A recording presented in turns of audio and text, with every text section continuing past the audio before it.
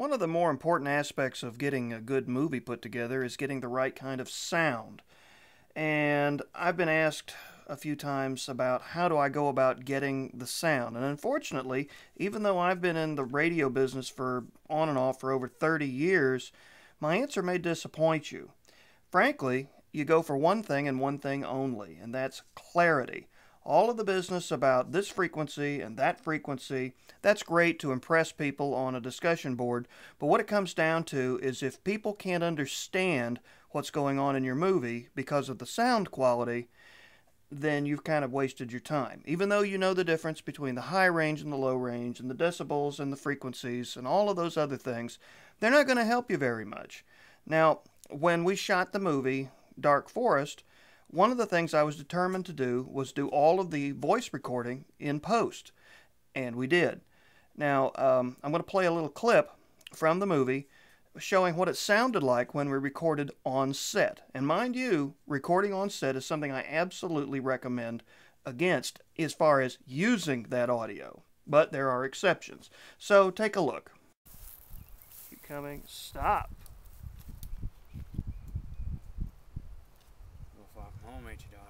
Now you notice how bad that is. And unfortunately, a lot of times I see people leave that sort of audio in their movies. It's terrible. Well, the way we fixed it isn't going to be all that exciting. And I'm afraid that it's about the easiest solution that I could come up with. I simply had everybody that was in the movie, that was Brock and Anastasia and Ronnie, all sit right where I'm sitting right now and use this microphone and record into this camera. And they simply, once the movie was done and I had everything edited and had that bad audio that you couldn't really understand, but I knew what they were saying, I took the script and made it match what was said. We did ad-lib quite a bit throughout that movie. And I just had them read what was in the movie. And then I applied that when I edited the thing in Vegas, and you got it just the way that you see it today. And I'm pretty proud with the clarity. Now, as I said a minute ago, I broke my own rule. Well, that happened when Brock improvised a line outside, and that was when he calls at Anastasia. Well, here it is. And roll, and all right, let's go.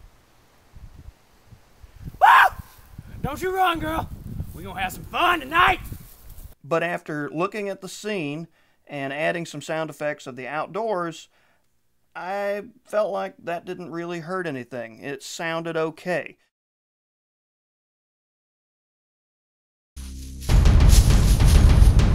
Woo! Don't you run, girl. We're gonna have some fun tonight. Now that was recorded on this camera using the shotgun microphone that you'll see me use from time to time. But it didn't interrupt the flow of the sound, and it was easy to leave in, so I did. That's what I'm saying about this. You can do pretty much anything you want. After all, what we're doing is technically an art form. It isn't any different than painting a picture or drawing a picture or making a sculpture.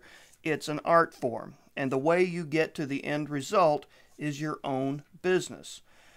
You can get really bogged down in all the minutiae of details, and it can happen with cameras, it can happen with recording gear, it can happen with pretty much anything, lighting in particular. All of these things, if you do them right to where they suit you, then you're going to be okay. Again, don't get too wound up with this frequency, that frequency, all those other things that have to do with audio recording. Just shoot for clarity. It comes down to having a decent microphone if you're going to record in post like I did, or a decent microphone on your camera if you're going to record outdoors.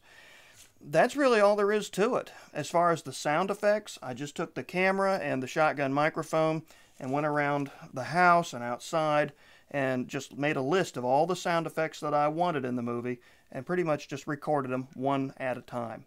And frankly, it all turned out pretty good. So, again, that's all I'm saying. You just have to take what sounds good to you, and if you haven't ruined your hearing over the years, you should be able to do it. And it's just there's no sense in needlessly overcomplicating something that isn't that difficult to begin with.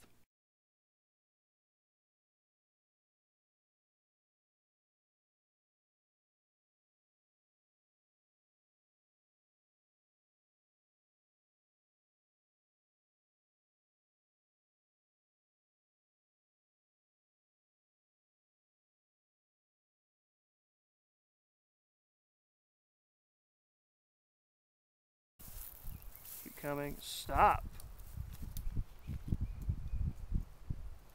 Go far from home, ain't you, darling?